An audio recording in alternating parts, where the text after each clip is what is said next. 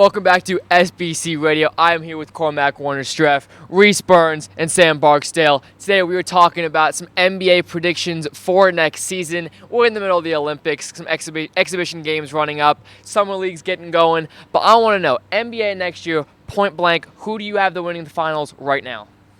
I'm going to have to go with the Philadelphia 76ers. They've had the biggest offseason so far. Obviously, acquiring Paul George and having a big cap room to work with has been a huge deal for that team. I think that Paul George is going to add finally that wing shooting, wing score that Philly didn't have really before because Tobias Harris was kind of lackluster, if I'm being honest. And losing Jimmy Butler after that 2019 season was a big loss for them. And they've been missing that wing shooting, wing slasher kind of overall player in general. But I also think the acquisition of Caleb Martin, who had a great season last year for the Heat as a wing scorer and a wing defender and a great two-way player, which is what every NBA team needs nowadays. If you could have a good two-way player that can play both sides of the ball and play 20 minutes a game, you're going to have success in the league, and I think that's the biggest issue that the Sixers didn't have before. So I think Caleb Martin will also be a big problem for teams in the future.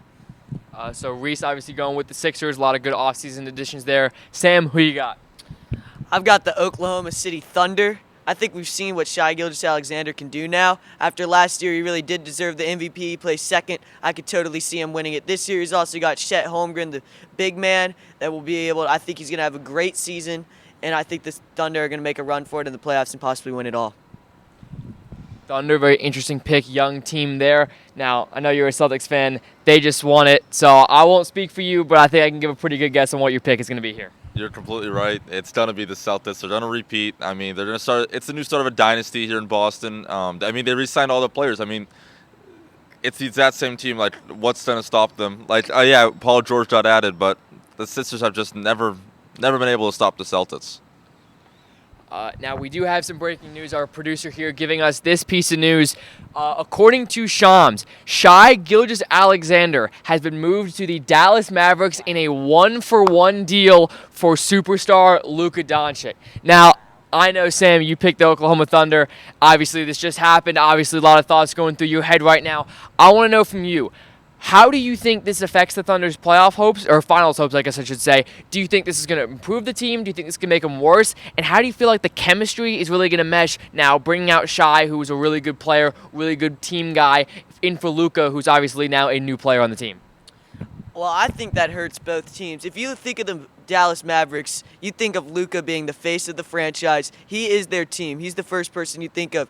Taking their main player out and trading him for the Thunder's person, their player, their team, it's just a really strange team to me, trade to me. The Oklahoma Thunder, you could see their chemistry all season long with Shai Gilgeous-Alexander and some of the other players.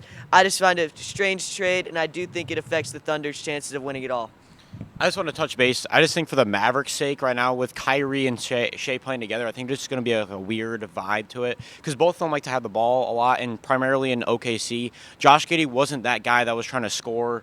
He was really just trying to dish the ball out and kind of like let other players do their thing. I think when you have Kyrie and Shea playing together, two ball-dominant players that are very similar in their play style, and the fact that they both want to get to the rack, score, but then also pull up. I think they're not going to be able to play off as well of each other. They're going to have to learn how to play off each other well, which took a little bit with Kyrie and Luka. So I think it's going to be some growing pains there. And obviously for OKC, I don't know how well Luka meshes with that team just because they've had that good chemistry because they all were young and came up through the program together. But I don't know. I trust Sam Presti. He's made some good moves in the past, so trust the process for OKC, I guess. Yeah, before we kind of wrap everything up here, Cormac, I'm interested to know your thoughts. A bit of kind of changing the topic a little bit, staying with the same thing. We've seen how dominant the West has been in these past 2 years.